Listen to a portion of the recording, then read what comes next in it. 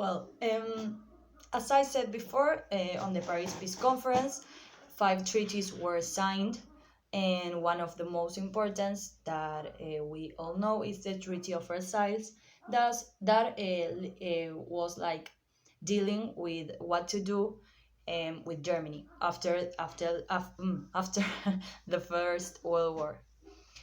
This treaty was composed by 5 terms that Germany had to do or Germany had to accept in order to like give the pardon to Germany. Um, Germany, well, these 5 terms were, first of all, Germany had to accept the war guilt.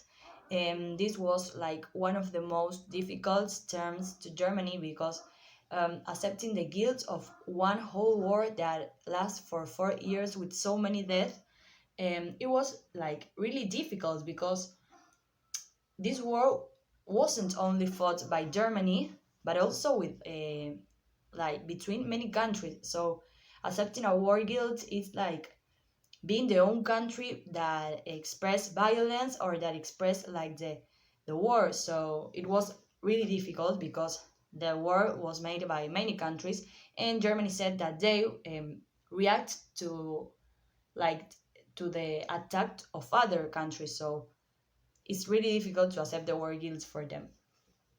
The second term was to pay reparations. Germany had to pay all the damage that had done to other countries, structural damages like in the city. The city was devastated, and the countries didn't have any money because they spent all in on the war. So well, Germany had to pay those reparations. And then the third term was that all the colonies and the territories that were invaded by Germany on the First World War, they were taken from their hands, and now the League of Nations controlled them. We all know that when we talk like the League of Nations, we are doing like we're talking about France and Great Britain mainly. And well, these colonies that were from Germany went to the League of Nations hands, and they control all. The fourth term was Germany's armed forces. These armed forces were taken from the hands of Germany. um, I refer to the armed forces with all the things that Germany create, all the weapons that Germany create during the First World War. They were taken from their hands for them to like not for Germany not to use that forces.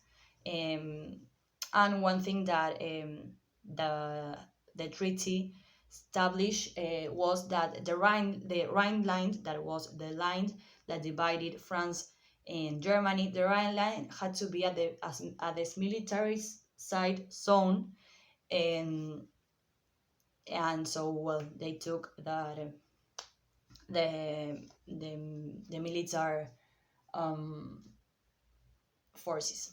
The fifth term was the no participation of Germany at the League of Nations. That was a nation created um, for to achieve the um, peace on the world and to avoid future wars. You know, the League of Nations was the 14 points of the 14 points of Wilson. The aims of the League of Nations was, as I said, to spread the peace on the world. Um, they had um, four aims that were like the four really aims of the League of Nations. They were to encourage aggression from any nation.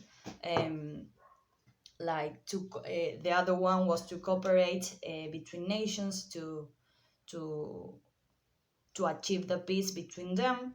to encourage nations to disarm, because if they were all looking for the peace, why they had to be armed, why they have to be in defense, why they have to be like um, yes, on defense, while uh, they were like avoiding future wars. So being armed wasn't necessary.